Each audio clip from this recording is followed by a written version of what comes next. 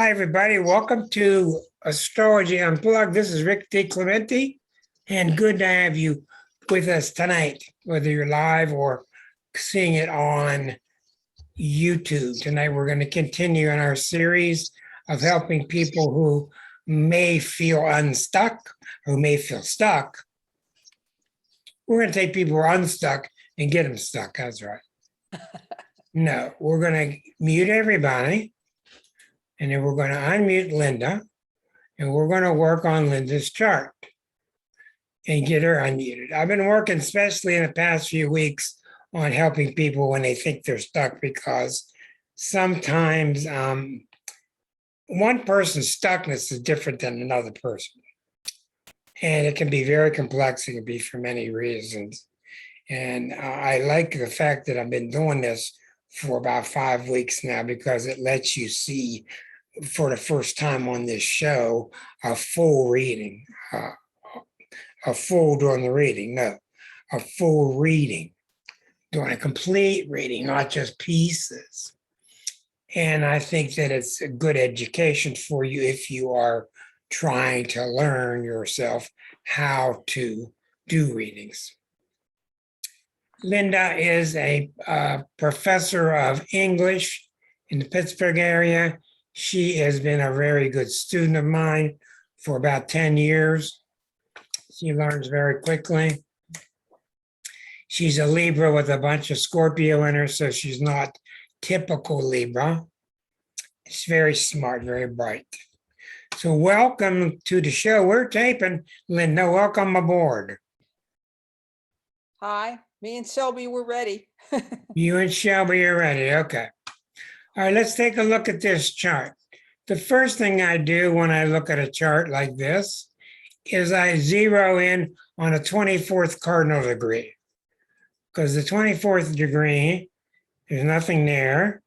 24 Aries, this is where Eris is. So Eris has gone from here to here in your lifetime. Then I go to 24 Capricorn, I see nothing happening there. Then I go up here 24, nothing's happening there. So you're not being hit directly with the big planets, which are once again Pluto at 24, Eris at 24, and the opposing points. So we see in our chart several things stick out. The sun is between Saturn and Neptune. So when you see a planet between two, first thing you do is look to see if it's exact. You got 4 degrees on this side, you got 8 degrees on that side. So it's not exactly at the midpoint. And that's what this table is. This is a table of midpoints, and it shows you when a planet sits between two others. And it can be very important when you have two planets mixing and another third planet's in the middle.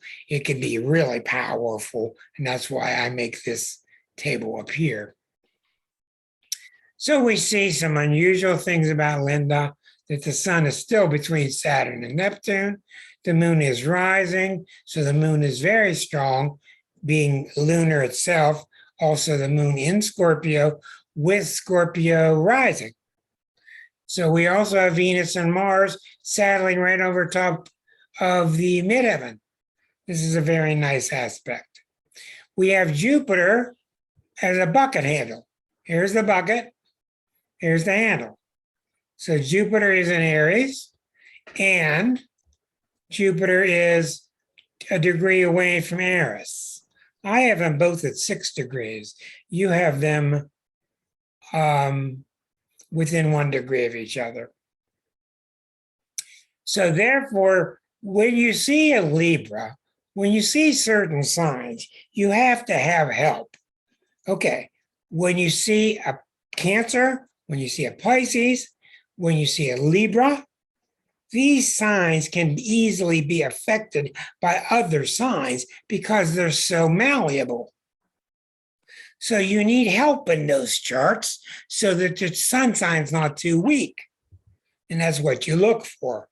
Other signs like Leo, Aries, where they're really strong, you need help in the reverse direction. The signs are so strong, you need other signs to give them earth, to give them water, give them emotions, etc. So we see in Linda a real unusual combination, but we by no means see a typical Libra female. A typical Libra female is not someone who appears on this show. It's someone who's at the mall shopping. Okay, usually they like clothes. Their look is very important. They're always married to somebody very attractive home. They're very social beings, but they're an inch away. You got to watch Libra because they're always an inch away. Let me get some more people entered in here. Admit and admit. People have to come through a waiting room to get in. So if the Libra is left alone, the Libra is too tempted to be a social being, it's too tempted to be social one-upmanship, keeping up with the Joneses, etc. So you have to have other forces in the chart to allay that. A lot of parents come to me and have Libra children, and that Libra child gets 13, 12, 14, and boy, that kid just is only interested in being socially accepted, and that's just it. And they want to know what they can do, and I don't know. It's just so strong. Well, you don't have that case with Linda. Linda is socially very strong, and she's socially well off, and she's socially accepted, but her identity isn't solely in the Libra part. So you can ascribe that to the Pluto that's rising. So let's take a look at her chart. All right. You've got very good moon placement here because it's not too close, but it's close enough that she's very lunar. This gives her Cancerian qualities just because of the moon itself, let alone the moon being in Scorpio and Scorpio rising. So we know there's a lot of Scorpio because the moon is in Scorpio. Scorpio is rising, and Pluto is exactly square to the ascendant. Exactly. 2058, 2021. So we know for Linda that she's very scorpionic or very Plutonian. So what that does, you see, this is where you can't get ahead of yourself. You got a Libra personality with 4 planets in Libra, but you got a Scorpio. So you got to start thinking to yourself, what's in common and what's different about Libra and Scorpio? You just have to do this naturally. And Libra and Scorpio, we know, are the first 2 signs of the second half of the zodiac. They are the 2 signs about relationships. So Linda would be very good as a relationship counselor. Just so happens she's into literature. She would be good as a couples counselor. She would be good doing research, et cetera, et cetera. But her chart is built upon relationships. And I've talked to her many times about the assistant basketball coaching that she does, and she's very involved socially. So you see, she works out that Libra part through many, many different outlets. So it's very good. What we don't see is the shallow Libra. We don't get a shallow Libra, and you can get shallow Libras in a chart when they are not interested in going very deep because of all her Scorpioness. This is where the depth comes from. All right, everybody take their seat. Here we go. Now, there's other things that are really special about this chart. Jupiter, Eris is together, and they're in a sign of Aries. If you know anything about Libras, Libras don't want to make a scene. And if you know anything about Eris, Eris is built to make a scene. Don't make a scene, make a scene. Don't make a scene, make a scene. But here's the real magic, and I'm not sure how we're going to put this, and I'm sure that you can understand this. Libra has this ability to smile at the right time. It's a remarkable art. And when you get Venus and Mars on top of the midheaven, they're known as the charming planets. This woman knows when to smile. Whether it's conscious or unconscious, it doesn't matter. She's got that charisma because of the Venus Mars. Okay. Now I'm telling you, it's coming from past lives, which we'll get to later. You got a very interesting chart going on here already. All right. Now, Claudia, you stay awake now. All right. You got Pluto squaring the ascendant. You got Venus and Mars hovering over the midheaven. The Venus is in Virgo, which is picky and perfectionistic, okay, and detail oriented.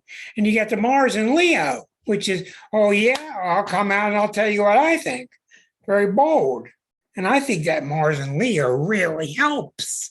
It helps the Libra from being too passive, from being too complimentary, too counterbalancing all the time. Okay. Now, this is something you really got to zoom in on. The Saturn Neptune, I've been telling you for weeks now, is a very, very difficult combination of planets. And they were together in the early 50s, even though now they're 6 and 18, they're 12 degrees apart. Still, Saturn and Neptune is one of the main reasons that there was so much confusion in the 60s. Or the people in the 60s, people born in the 50s, growing up in the 60s, that Saturn Neptune hit the crowds, and you start to have confusion amongst the sexes. And you start seeing the male and female not having discrete, clear boundaries. The unisex thing was happening. And this is what one of the revolutions that was going on in the 60s was because of Saturn and Neptune. And what they really say is, we don't know if we're there or if we're that. Are we this or are we that? We don't care. We're kind of both. It's a very confusing placement. And people that even have the conjunction, which is usually very positive, even people with the conjunction have a hard time getting straight with these two planets because they just don't mix. They just don't. So how do you like to have your sun in the middle, which is your identity planet, right in the middle of the two? So I don't care what Linda says, somewhere in her background, she's had to deal with this looking to the left and seeing Neptune, looking to the right and seeing Saturn, and she's trying to be an appeaser. That's what Libra's talent is, appeasing everybody. So what happened to you when you had to deal with these apparent diverse of energies? Oh, I don't know. Okay, I want to get like, I think there's a story that might capsulize this. When I was like 12 or 13 years old, we went through church confirmation. And there was a bunch of us. There were my brother was a year younger than me, and there was a couple people a year older, and then there were 3 people my age. We're sitting there, and the preacher told us that we had to sit there until we were born again. Catholic? No, this was a Protestant church.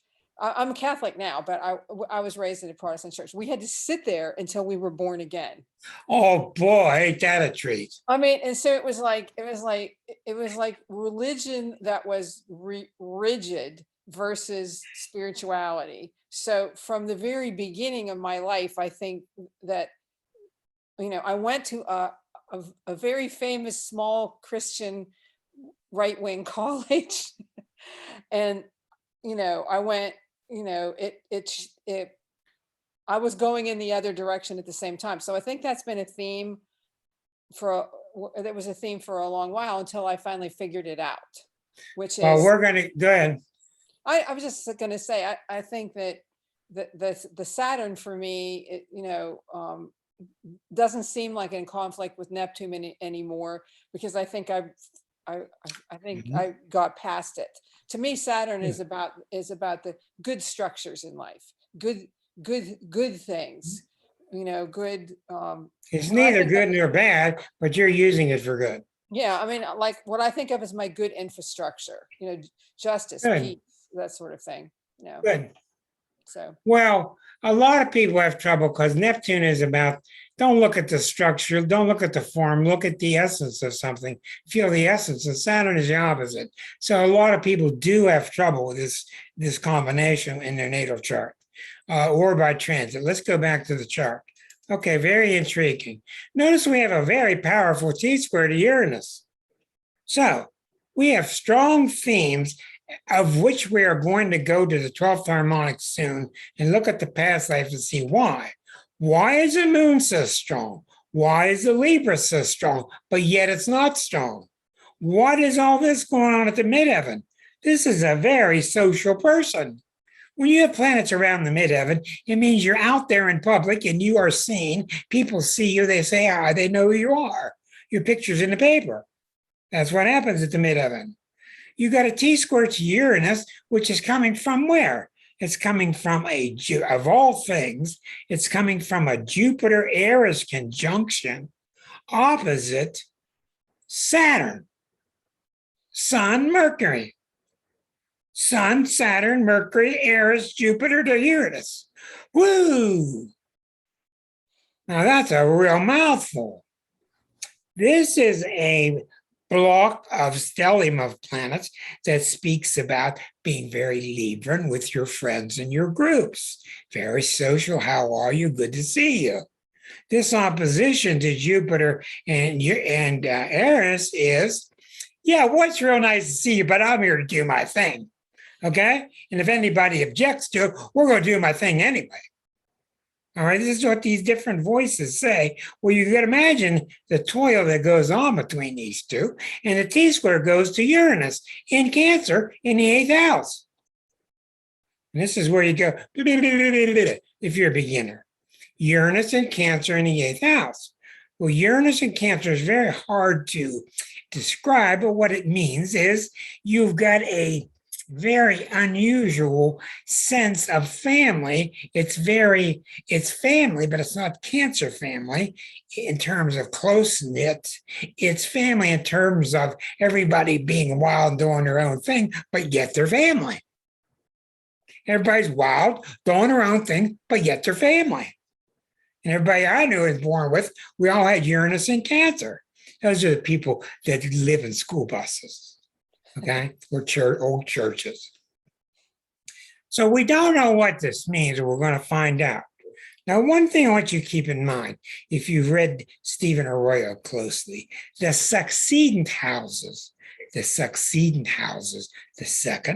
the 5th, the 11th, and the 8th, the middle houses are called succedent.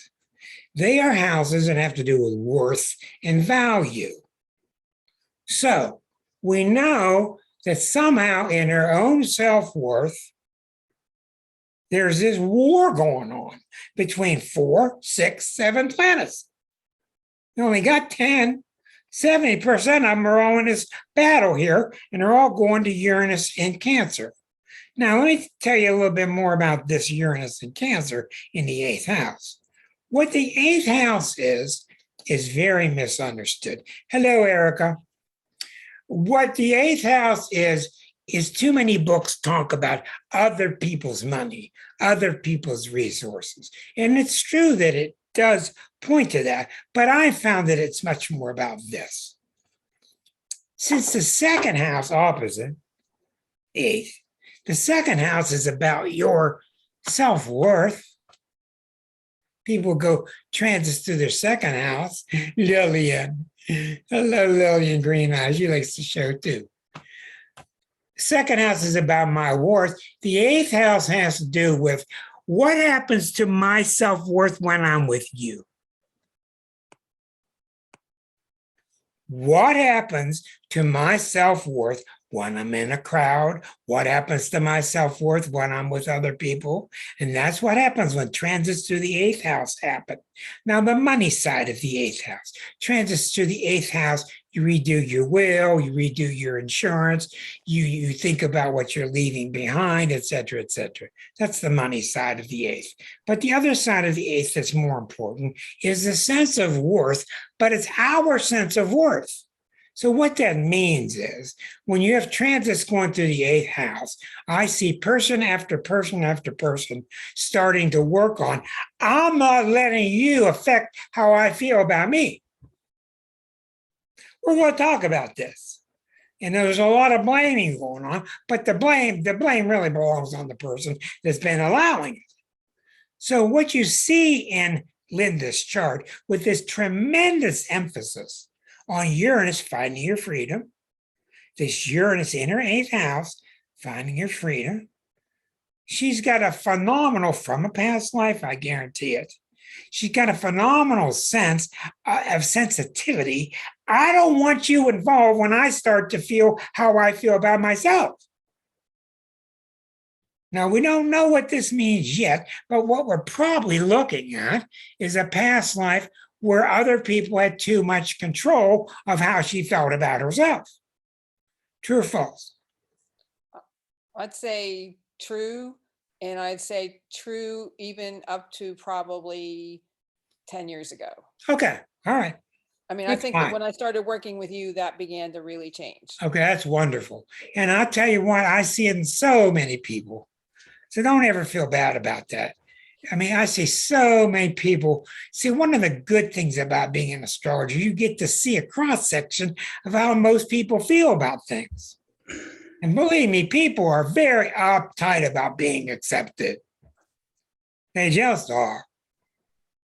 I'm not blaming anybody. We're just taught that.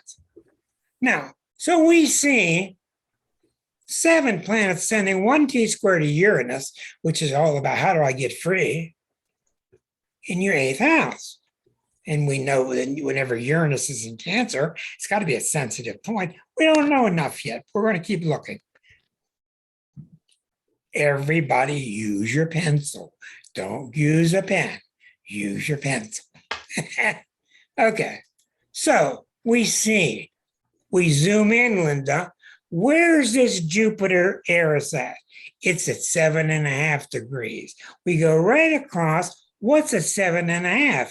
Well, nothing's at 7.5, but it's really close to the Sun Saturn midpoint. The Sun Saturn midpoint. What do you think the Sun Saturn midpoint is? If you look these things up, these things have meanings, and they're the pairings that are displayed to you clearly in that old book I told you about by Rudolf Ebertin, the German, 1920s, wrote the famous book, the critical research book in astrology called The Combination of Stellar Influences. Reinhold Ebertin, can't remember, I think it's Reinhold Ebertin. He didn't do a very good job, and it was translated from German, but he wrote a book about the combination of all dual planets, and he put in a third planet. So he told you what the Sun-Moon midpoint's about, Sun-Mercury midpoint's about, Venus-Mars midpoint about, Saturn-Pluto midpoint's about. Then he put a third planet there and said how that third planet will act if it's on those two. So it's a marvelous book, but he didn't do a very good job. He did a good job getting it started to explain it, but his explanations aren't very clear-cut. And that's why later on, one of the final books that Arroyo did, he came up with the catalog, the research, what's it called? The Stephen Arroyo's book on planetary combinations. That's a rewrite of it, and it's much clearer and much better. And Arroyo tells you what Venus-Mars means when it's together, what Venus-Saturn means when it's together. So when you see a midpoint like Sun-Saturn, of which your Eris and Jupiter are opposite, Sun-Saturn is what? Sun-Saturn is your ability to form and keep stable your identity. That's what it's about. Sun Saturn. And if in the book I could read it to you, I would show you exactly what it means and what it means when a third planet's there. But we see that ability for you to be concisely integrated with yourself is opposed to Jupiter and Eris. Well, what luck do you think you're going to have keeping yourself together when they're opposed to Eris and Jupiter, and they're both in Aries? Well, I'm not saying it's going to blow it apart, but I'm saying you're not going to sit down and just accept, oh, my sun is in Libra and my Saturn is in Libra, ... Because it's always facing Aries planets, Eris and Jupiter, and two other planets next to it, and they all square the Uranus. So we see a really super dynamic triangle. And anytime that triangle is hit, look out. Okay, let's take a look here. So therefore, in Linda's life, when any planet comes to early cardinal, it hits these, it hits these, it hits this. Now, right now, Pluto's at 25, so it's already happened. And Eris has gone from here over to here. But I guarantee you, when we go back a year, and isn't it interesting that the United States sun is at 13 degrees of Cancer? And she's a natural rebel. She's a natural rebel against the United States. Doesn't mean she's a communist. It doesn't mean that she's radical, but it means that she's naturally rebellious against it. She's going to question everything because the United States sun is at 13 degrees of Cancer. Now, about 5 years ago, Pluto was here at 13. Pluto opposed a point. And let me tell you, brothers and sisters, when a point of a T-square gets hit, it's a big deal. That's what I was telling you today, Chuck, if you're still there. We saw that going on in your wife's chart today. The tip of a T-square is the relief. Okay, now, what do you think this T-square would be like if this were Saturn? What if this were Pluto? What if this were Mercury or Venus?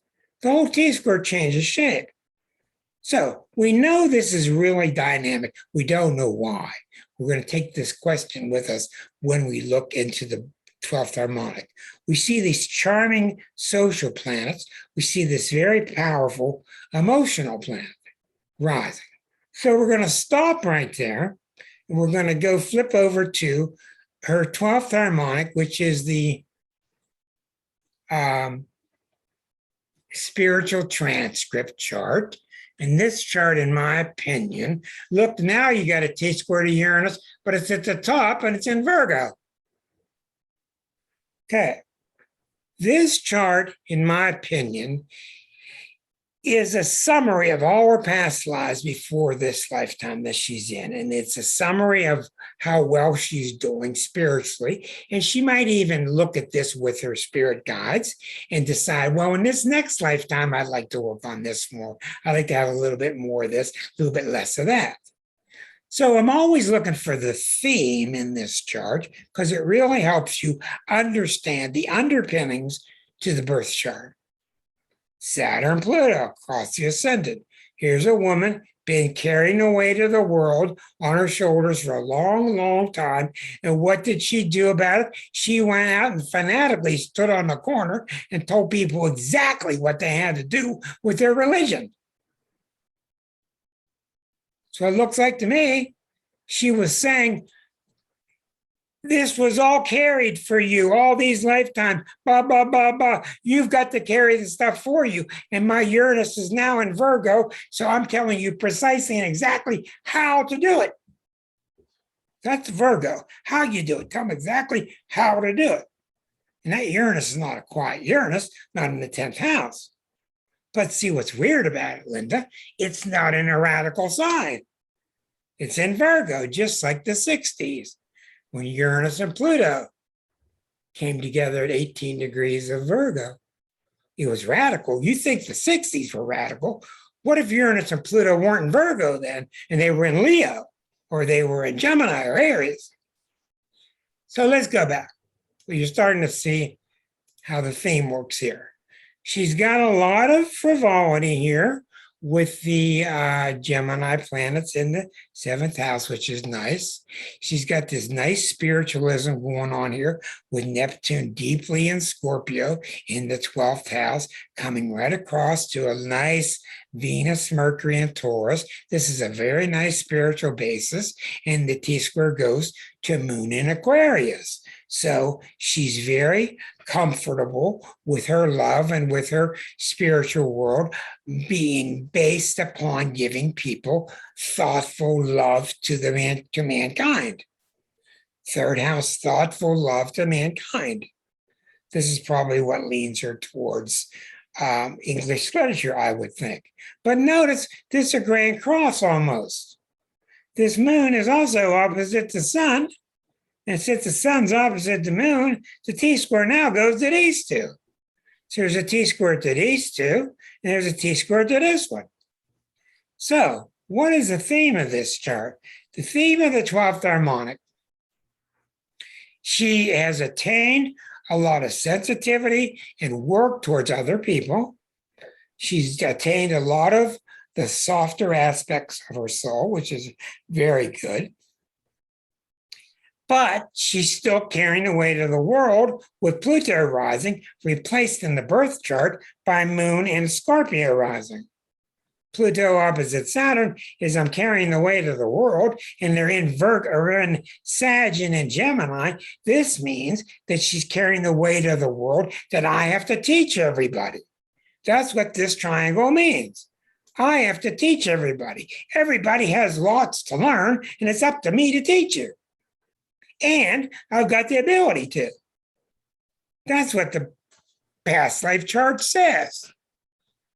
So here you've got an English professor teaching English in a Catholic school. Come now back to the birth chart. The secret to this, you all, is go to the 12th harmonic and come back to the birth. If Peter's still listening, go to the 12th harmonic, come back to the birth. Go back and forth, because you're not going to get it one time. You got to keep going back and forth till you learn. Now we come back and we see in the birth chart, she has this time put much more emphasis on values of her feelings. She's put much more emphasis on working with a group. She's still got the very passionate self. She's still got the very strong teacher. Okay. And she's still got the radical part. Okay. Now, what I usually find with these things, and I told your group tonight before we started on the air, I don't know who I'm going to read for. I was going to do something else. By the way, since I'm here, I'm remembering, if you want to join us any Thursday night, just join us 8 o'clock Eastern.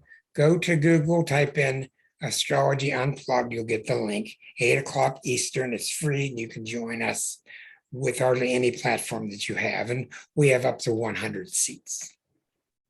Okay. It's my opinion. Did you notice how we saw nothing happening in your birth chart with the big planets? Secondly, we didn't pick you to be the guinea pig tonight. Thirdly, your 12th harmonic is going to be dismantled tonight. That's what's going to happen. That's what's.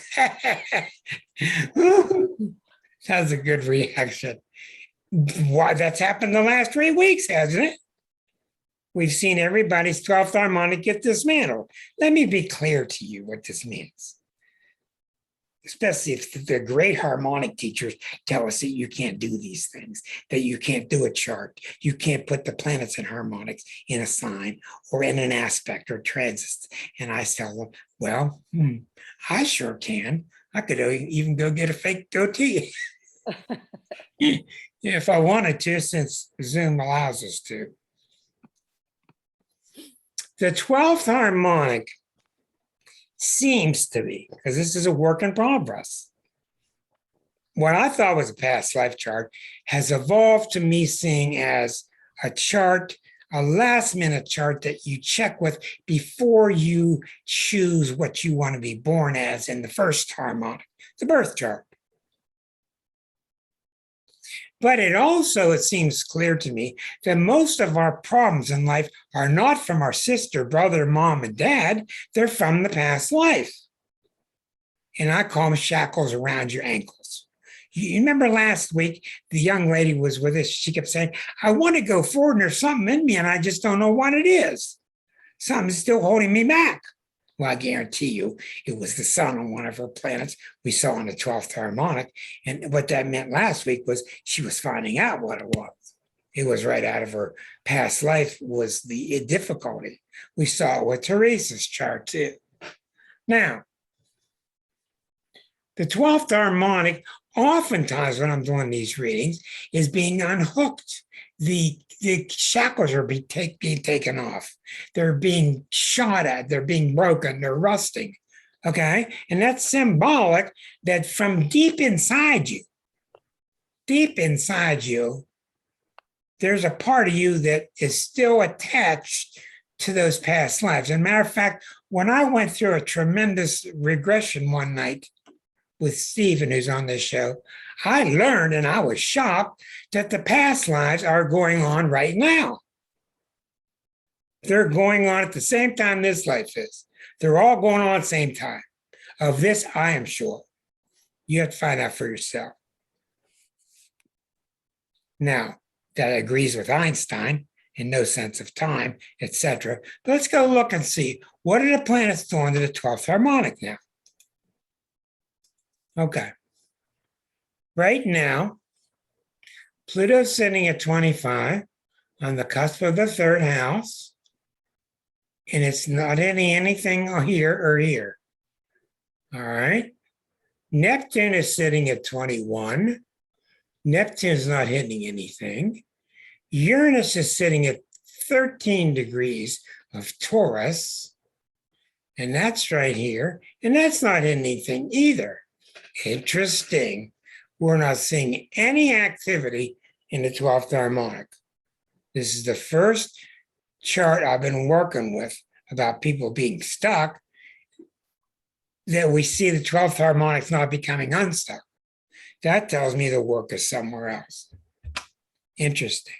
So we shift over to her 6th harmonic. The 6th harmonic is the next popular harmonic that I use. It's the Virgo or Chiron harmonic. It has to do with your destiny or your Joseph Campbell sense of direction and your hero's journey. I find a lot of times when I can't find activity in the birth or the 12th, I'll look in the 6th and I will see a mouthful sometimes. So here we see in the 6th harmonic, let's get this on the screen. There's your 6th harmonic with these 3 planets here. Okay, we've got Pluto again. Remember, this is the harmonic that talks about what you need to do in life. I put great importance on what sign is at the midheaven. I find this to be very true. And we find that Linda's purpose in life is to be very scorpionic with people. She doesn't want to just teach them how to read Ivanhoe. She wants to teach them a way of reading so that the books transform their lives. She wants a big impact on these people. That's the Scorpio in her chart. Look at Pluto on the 7th house cusp. Okay, and Scorpio up at the midheaven. All right, now what are we looking at? We're looking at almost a bucket batter, this time to Uranus again, but it's Uranus and Sag. So deep inside Linda, we've seen 3 major charts in a row where the Uranus is stuck out. And when the Uranus sticks out, that means that she's very much of a freedom leader. So tell me now, I'll just stop talking about this and just ask you. I know that you're a Libra, and when you teach people, you're here, idea leader. That's what Libra is. But the Uranus is playing such a strong part in the substance of your teaching. How do you see that?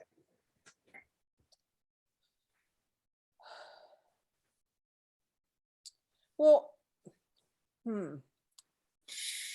teaching is not what people think it is. You know, what teaching is it's like you're trying.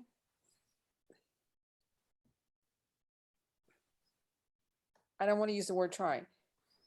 Teaching is about connecting with another person's hidden self Wow. and activating it. Wow. That's it. That would be the way I would put it. An example of that would be I got a ball player who's coasting and he thinks he's going to play and he's in my class and he's not doing anything.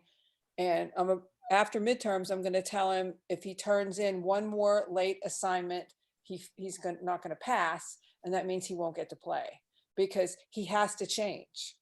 He has to change. He cannot continue down this road or the consequences are going to start to mushroom for him. Exactly. Chuck, that's listening and not on the screen. That's what I was telling you today about your wife's chart. And your wife's chart is being awakened. That's what she's talking about. It's being awakened. Now, just because there's forces inside you that are awakened, screaming, it doesn't mean that the head is listening to it. It doesn't mean that the ears can hear it. It doesn't mean that the mind can't hear it. Because sometimes the mind is just so super involved in some other layer of reality that they just don't hear it. Much the case of what she's talking about. So I think it's very intriguing that what I'm trying to say to you, Linda, all in all, you're primarily an Aquarian. You're secondarily a Scorpio, and you're third a Libra. And I don't think any of this shocks you. Well, I mean, the Aquarian part a little bit, although, I've always known that the minute I get involved in any kind of an institutional structure, my urge is to blow it up. And not in a bad way, kind of in a Virgo way. In a smile way, with a smile at the end. Right, exactly. Okay, like we're not going to do this way anymore. We're going to blow it up and then smile at you. And if it takes me 10 years, I don't care. I mean, that's right. I don't care how long it takes me. That's the heiress. I am in it to the end. And take a look, Linda, around the current news, the last few weeks, the last few months, everywhere you're seeing this. People are saying, my butt's going to stay right here. We're not moving till this thing changes. This is here in the Black Guys movement and the women's movement and the people up against Cosby and just on and on and on. And the Catholic Church got their hands full. It's just everywhere. And it's a shame right now that we're pointing so many fingers when we really should be doing this. But it's hard to do this without doing that first. So we're in a very big turning point, but at least we know it. And that's why I'm calling it the end of the dark ages, of the dark spiritual ages. Okay, so we're learning some things about you, including me and you. We're learning tonight that you're very Aquarian. So we go back to your birth chart. All right. We go back to the first harmonic. All right, even though the planets aren't hitting you exactly, you have to get a knowledge and a feel for what the planets are doing. The main thing the planets are doing is Pluto is entering your third house. And even though house cusps are not that crystal clear because there's so many different kinds, you will be guaranteed by me through following the Placidus method. There it is, Placidus right there. That's how these houses were divided, by a Placidus type of trigonometry. That the third house cusp was decided upon your birth time at being 2538, and the Koch house systems are a little different, and the other ones are a little different. But nevertheless, with Pluto on your third house cusp, this is very much like some big computer crowd just came into your office and shut everybody down. And all these experts came out, all these IT experts with their big magnifying glasses. They've just examined all your software and they have declared it, wow, is this stuff old? Wow, is this stuff, it's a legacy system. We got to replace this all with modern Oracle software. So what's happening to you mentally? Remember, Pluto's retrograde now. So this has already happened in the last 6 months.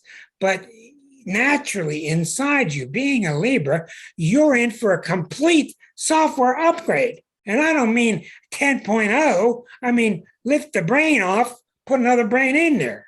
That's big. Now, when Pluto goes in the third house, it's not going to be such a shock to you because you got such a strong Plutonian nature. Pluto is going to want you to start thinking deeper behind the scenes, more of a psychologist, etc. But it's different from a Capricorn third house. You got a Capricorn third house all your life, but now it's Plutonian. Well, think about the difference between a Capricorn mind and a Scorpio mind. Well, Scorpio comes along and says, shh, let's get this Capricorn out of the way. Okay, thank you very much. Let's put in the Pluto one. Okay, the Pluto one is okay. Now we're here to talk about the truth. Now we're here to look and see what's really there. We're not protecting anybody's feelings anymore. That's the Capricorn way. Don't shake anybody up. And this really falls in sync with happiness and all your Uranian energy. Because Pluto is very much like Eris in the sense that it doesn't want any BS. It wants to see what's really real.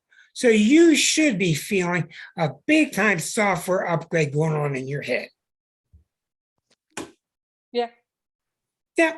Everything. I mean, Yep. The way I think about everything is changing. Okay. It would Everything. happen very naturally. Describe what it feels like. Well, it feels like nothing bothers me. It feels like I mean, an example, I always, as a teacher, I think an example will be, the country looks like a really big mess right now. And I feel like I can look at it and I can see it for what it is. And I see how bad it is. And I do what I can to contribute to that changing. And then I move on to the next thing because you look at it and you say, this is what's going on. And then that's it. I mean, but when and if and when did you start to feel the scorpionic cloud come across the habitual Capricorn that was always your thinker? It's got to happen in the past 3 years or so. You must have started to see that Capricornian way of thinking must have started to feel a little bit threatened, like, what the hell's coming on here? This could really get shaky, because Scorpio doesn't care if it gets shaky, and Capricorn does. well, I think if I had to put a time to it,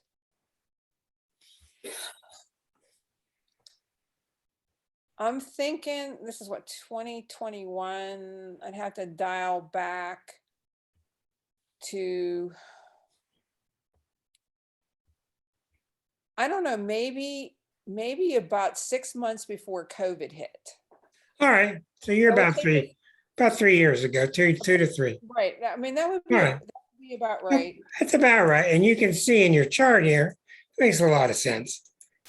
House cusp is so arbitrary. So Pluto's been dangling on this house cusp for a while. And remember, in a house, the beginning of the house is always much more important than later in the house. So planets in the early part of the third house are much more significant. So even though Pluto's not hitting a planet, we see it's having a very big impact on your way of thinking. Also, we don't know where this comes from. Third house is your cars, is your brothers and sisters, it's your local activity. I have 2 cars now. Okay. I have 2. It's your cars, it's your brothers and sisters, and it's local activity like errands and things like that. Yeah. It's very much what the third house is. Now, at the same time, over here in your cusp of this isn't even close yet. We still have Eris sitting here. So you've got another 10 years till Eris crosses here. So when Eris crosses here in about 10 years, you will notice your job sense, your work skills will become more and more Arisian. Okay, while that's going on, what's Uranus up to? Well, Uranus is right here. What do you think's happening here? I told you this a few weeks ago. Uranus is about to cross here. Well, Uranus has got about another year and a half maybe a year, till it crosses into your seventh house. And the seventh house primarily is not relationships, it is your social persona. So we're about to see a new Linda teaching, probably with long hair. We're about to see a new, and it always changes your look and your feel, but your persona is going to become, see, you're already Uranian, so it's not that big of a deal. To a typical Libra, this would be, but you already have a T squared to Uranus in 3 different charts. So we're going to see a new, fresher Linda who's going to feel freer amongst herself. And the people in your classes are going to really enjoy you because you're going to help them learn to think freely. Learn to think freely. That's a real art. That's the only thing that teaching ought to do. I mean, what else is there? Why else are we Well, doing you're exactly right. But they didn't know that in the 50s. Okay, so we see what's going on in the 12th harmonic. In the 12th harmonic, we see the Pluto's down here. The Eris is over here. The Uranus is already over these 2 planets. The Uranus has just creeped across those. Matter of fact, it's right now and right on this one. So it's right on these 2. So what this means is when these 2 planets are being hit, this is your very old way of treating people that comes to you from many lifetimes. That way that you've been programmed to treat people, to socialize. That's all radically changing now. It's all radically changing. And when Uranus hits it, it's going to make you very friendly to people, but it's going to make you want to be, I don't want to say more blunt, but more fresh and up to date. Does that make sense? Yeah. Okay. All right. Now, what questions do you have about these different charts? Well, I'm thinking about the birth chart and that opposition you talked about between the Sun Saturn and the Eris Jupiter. Right. You know, and the question I have is, if I had to say one place where I'm stuck, it's that, you know, I don't, and this is going to sound funny because I'm up in front of people all the time and I'm always blowing things up in a meeting, you know, like, oh, okay, now we're going to think of that. We didn't want to, but there's a part of me that does not want to be, that does not want to put my deeper self out there. I mean, people always say to me, it's like we can get in so far and then there's like a complete stone wall that where there's a lot of stuff hidden behind there. And some of it is, and some of it is, some of it is, you know, I have stuff that I need to publish and I just can't get it out there. All right. Well, you come across a very important principle here. And it's definitely your Pluto, and it's definitely your moon in Scorpio. And it's definitely what you hear from Scorpios all the time, whether it's the hard to figure out lyrics of Neil Young or Joni Mitchell, the obscurity of it, and you know, you're trying to figure out what they mean by it. Well, why do you think Scorpio is that way? Why do you think Scorpio is known for having their cards close to the vest? Well, that seems very. This is a very good discussion. I think it's isn't that like a Pluto thing? Yes, but why? It's way out there. So, I mean, well, Pluto is the farthest away. It's not beside Eris. It's the coldest. It's way out there. It's watching us. But why is it known that Scorpios are secretive? Why? I mean, I just know they are. I didn't. I know, but I'm a why kind of guy. A why kind of guy. Yeah, I'm a why kind of guy. Got to figure out why. Scorpios be secretive. I mean, well, Jupiter's not that way. No, but Jupiter, put it all out. well, I mean, yeah, there's some things that, I mean, I can do Jupiter. I just don't do it very often. Okay, well, you can't do them all. It's just the rare person has a balance with all 12 or all 11. The reason why is Pluto and Scorpio are totally obsessed with one word.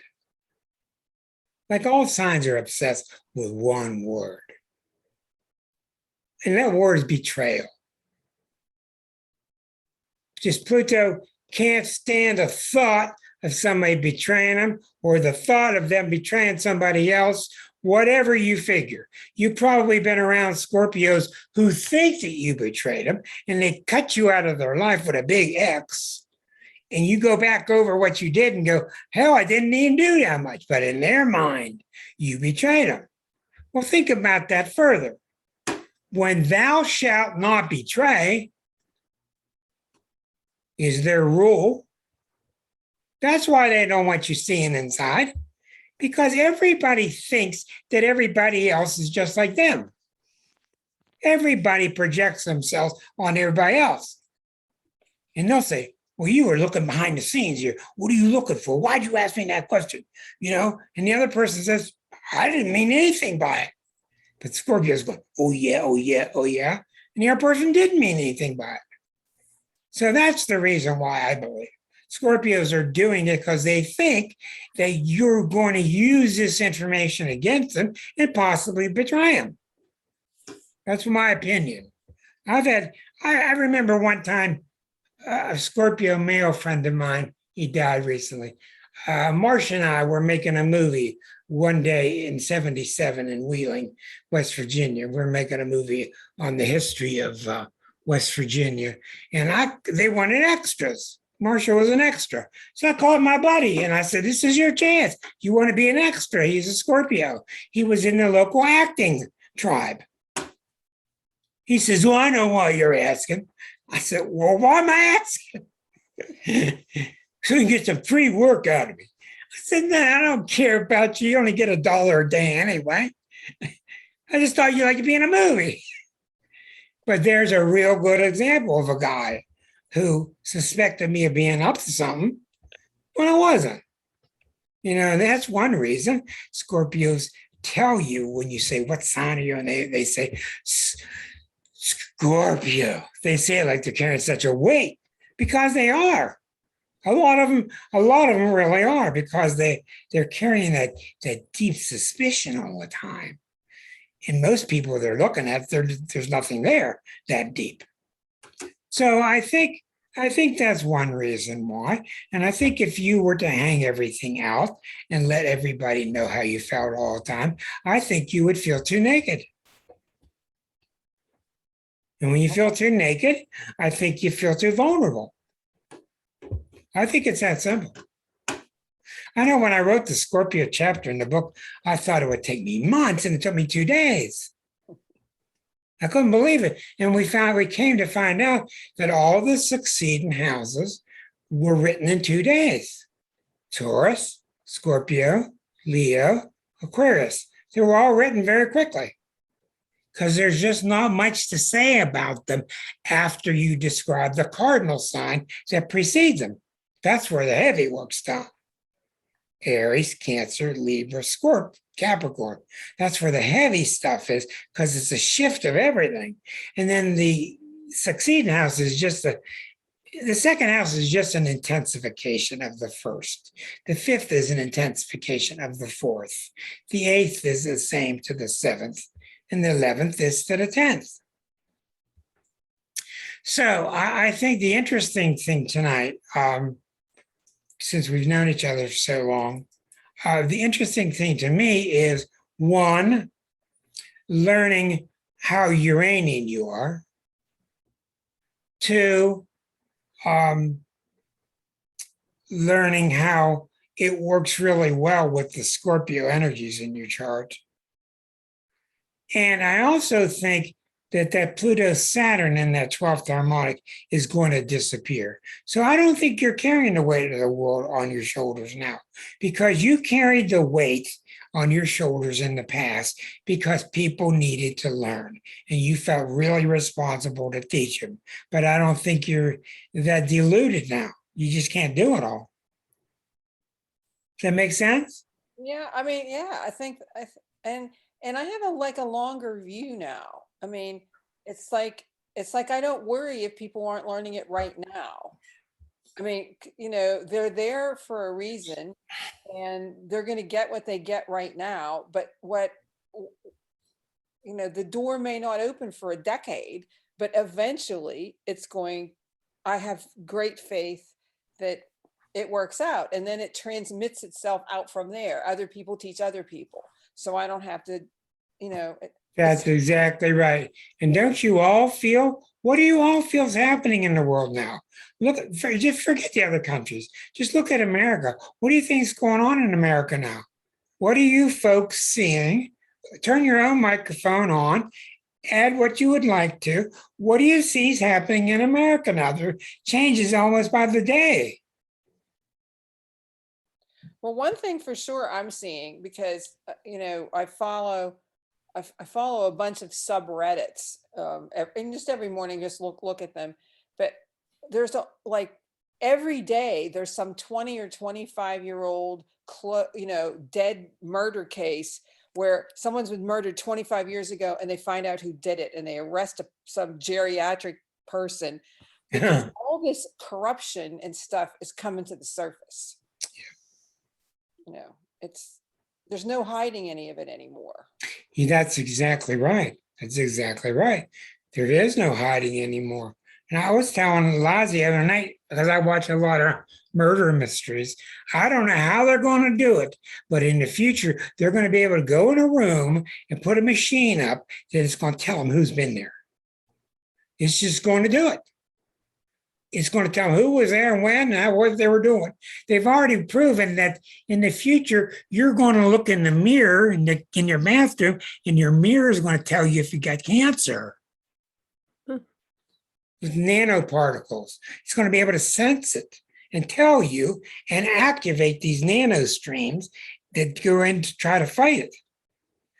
People are very distrustful of everything, Erica. Yes, I think that's definitely correct. Go ahead, Erica. Oops. You're on. Nobody, when we found out how much we've been lied to and how much is going on in the background where we've been manipulated and used and everything, we are having a hard time really believing in much other than like people we know and things that we've experienced ourselves that we know for sure because we experienced it. And then we're having a hard time getting along with other people who are saying otherwise, and we don't know like how to come together and do anything anymore. Yeah, there's no trust. Yeah, I mean, even the Yeah. elections, for God's sakes, Oh, well, that's that like was just the most basic thing that there ridiculous. is, that our Beyond whole ridiculous. country is based on. Yeah. You Well, know, and remember some the people are trying to undermine it on And top remember of it. the you US know? the US chart has Neptune opposite Neptune for 3 more years. 3 more years of Neptune opposite Neptune in the USA's chart. That's exactly what we didn't need. There's no way to survive Neptune unless it's just got to go by years, years go past, then you start to establish new norms. But there's so much smoke and mirrors and screwing each other still going on with that. What Neptune's supposed to be doing, and it is doing, is to bring about a new spirituality. It's supposed to say, heck with the old. Let's bring about, are these relationships we're having really spiritual? Are they really based on what Jesus meant in his 101 class? So I think that's the flip side of what you're saying. And I think if the churches are concerned, they're trying to bring that back. And isn't it interesting that the Pope's going to meet with the president next week? Wonder what they're going to talk about. I know what they should talk about. Well, Nancy Pelosi saw him a couple weeks ago. Yeah, well, they need to fire the guy and put a lot of people in prison. Anybody else got thoughts about what we've been talking about so far? Marcia, Bud, go ahead. You need to unmute yourself. Yeah. Well, I think there's just so much energy going into negative reporting. And everybody wants to hear about all the bad shit, right? And it's like the nice articles or the nice stories, they're boring. So that's a problem. It's a real problem. And these television stations like Fox News, etc., are just doing so much damage. And I can't believe that they're still up and running. Well, that's what Ram Dass talked about for so many years, about if you can't get stimulated, then something negative will stimulate you, because your senses have become dulled. You can't pick up the refined stimuli anymore. You have to have something negative and jarring. Look at any commercial. It's got streamers coming out in almost every commercial. Somebody's dancing and there's flags in the background and things exploding. And it's just unbelievable what they think we need to get our attention. It's exactly what you're saying. And, that's why we've been talking lately about just the glory and the fun of just having a campfire. Have some friends over, have a campfire, have a couple beers, a little bit of food, sit around the campfire, feel that warmth come off that fire, get a guitar out. When you do it, people love it. They just love it. Well, we are up a creek and we're shy several panels, I think. It's like we've become our own reality show. That's exactly right. Our reality shows are produced in a way that they have to bring the drama. They will create the drama if there isn't any. That's right. And no one would watch if it was just a campfire, which is a shame because the simplicity of just daily living and relational aspect of living. And that all goes back to our shallowness spiritually. Yeah. When I was sick, when I was really even now, I noticed that I started sitting down, eating very slowly and very, very nicely, quietly, mindfully. And I don't normally do that. I scarf it down like it's running away from me. And I'm talking or I'm watching something. And it's really been very nice because now I'm watching. It's become a different thing for me, which is really nice. It's such a simple thing. It's just sitting down to drink something or to eat something. But I hope that with the passing of time, I feel like both are happening, which is people are in this negative bubble of distrust. Yeah. Right. And then I also see people like we have here, who are bringing more love into the world. I think they're both happening. Well, you all got to admit how many times you've had one-on-one talks with somebody and how fantastic they can be. They really can be. They can be just marvelous. Well, that's a really good point, Claudia. I was thinking the same thing recently. What about Dr. John and St. Teresa up there in the corner? I'll say, Rick, I don't know if I'm stuck, but here's the problem.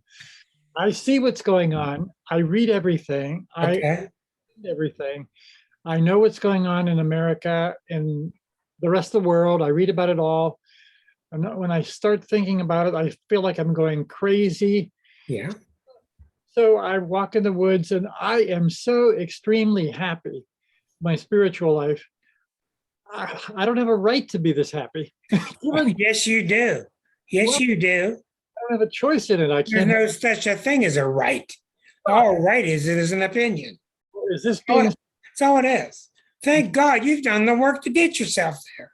Yeah, well, this isn't being stuck, I guess, but I don't know anyone else who's where I am. Well, they're out there. They're on the other side of the tree. Look around the tree, John. They're out there. They're out there. These people are out there, and they're asking the same thing. It's just we've been so socialized by this GD television. It's done such a number on us. It's just destroyed our minds. And you just keep walking in the woods and keep talking because you're having a big impact. You know, I get like this too when I tell Liza I'm not having a big enough impact. And she reminds me that, yeah, you are. Yeah, you are. People are being impacted. Come on, Teresa. Thank you, John. Come on, St. Teresa, you got to let us know what you're thinking. Then we'll get to hear from Chuck. Come on, Teresa. I'm asking you to unmute. I am too. There you Okay, go. I don't watch a lot of television. I try to keep up with just the basics of what's happening in the world. And I try not to allow what's happening in the world to trigger any negative emotions. Good. I have a lot of trust in the universe or God. So whatever is happening right now is probably supposed to be happening for some good reason. Yes, sir. So I'm just along for the ride, and I just enjoy what's happening right now in the world. Well, Believe it or not. let's hear it for Teresa. Hey, very good. That's wonderful news. Really good news. Now, you know, I'll get to Susan in just a second. Thank you, Teresa. I never get to hear from Chuck on this show. Let's see. Chuck is a man with lots of different thoughts. He's going through an absolute revolution himself. And let's see if I ask to unmute him, what might be on his mind. Yeah. I think as I've been thinking about what you've been saying, to me, it seems like that it may be a better way of expressing it, but I think the principles that our nation was founded upon are really being tested right now. And I think that testing is by those that have been willing to kind of stand back quietly and just kind of let things happen, are seeing the consequence of that by not getting involved or engaged. This is just an observation that I have, and I feel like that I feel very strongly about the fact that it's time, and I did this past year, and I will continue to do it because when we see an influence, I think when you see an influence coming about that is in conflict with what you stand for, what you believe in, that you have to do something about it. You can't just sit back and watch. And that's something different than what I've heard. That's an observation that I have. Well, I think that's wonderful. Makes total sense. And I think you're seeing it too. Yeah. People are rising. They Yeah. are rising. Thank you, Chuck. Very good. Next and last, I want to hear from our West Coast traveler, who's now halfway down the coast of Oregon, and it ain't fair because she's going to spend the winter in Arizona and Southern California. And I think I'll just black her out when that happens. I don't want to hear from her. My God, can you imagine she's in San Diego in like January? Come on, Susan, where are you in Oregon? Oh, I'm in Florence, which is the center of the coast. Oh, Right. boy. And it's been cold and rainy, but it's been beautiful. I mean, it takes a lot of water to make everything this green, plainly. And I asked a local and she said, "Oh, it hasn't really started raining yet." Are you going to go to Clear Lake or Cedar? No, the campgrounds are closed at the end of September up there, and the roads are closing now. So if I can't safely pull and tow up there, then there's no. Yeah, I was there in August and it was snowing. Yeah, well, in Yeah. middle October and towards the end of October, I got to be cautious. I'm going to be missing some high points, I think. So next you- year coming around, I have to plan to be here a little earlier in the year. But I just wanted to say, when you were talking about Pluto and you were talking about nobody's getting away with anything anymore, my mind immediately goes to the former guy and all the criminals implicate in proceedings of January 6th. And I'm still waiting for somebody to be held accountable for something. I feel like they always get away with it and they continue to get away with it. And at this point, I mean, I taught history for 1 billion years. You know, Hitler tried one thing after another and everybody advised him, oh, don't do that. They'll really get on you if you try to do that. And he said, no, they won't. Watch. And he would do something, you know, and violate former treaties and agreements, and he got away with all of it. And that seems to be coming down the pike with the former guy. He's already trying to foment civil war. He's already got his followers talking about it. You don't think that's Of coming? course. He promised Oh, you yeah. March 6th. The more is coming, and I'm still waiting for somebody to be held accountable. And The we wrong get Pluto Hold your breath. Pluto return coming in February. The Pluto return in the USA's chart is Right. February. And Right, it and there were won't stories, return one day. It'll be there for 2 years. and there were stories on the news last night about people in healthcare in Alaska who are afraid to even announce that they're involved in healthcare because they're being physically attacked and families threatened by people who oppose those who would save their own lives You mean because of COVID? because of COVID. Oh, God. I mean, people who have COVID in ER rooms are physically attacking nurses and doctors.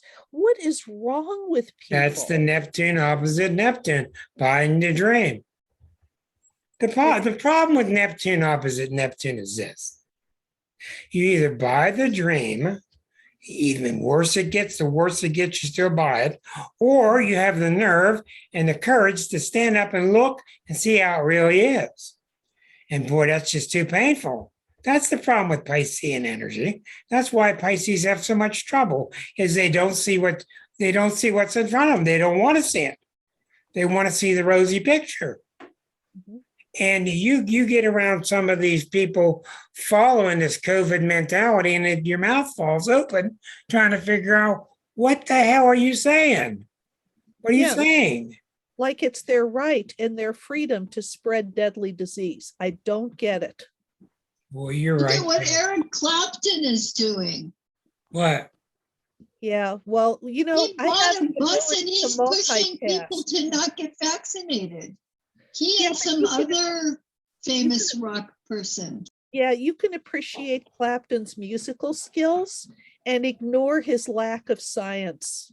He wasn't a scientist. He was a guitar player. And he's a good guitar player. But But he has like, a lot of influence. That's the problem. People listen to him. Okay, Chuck. Rick, let me make can I make Yeah. a comment? There is Yeah.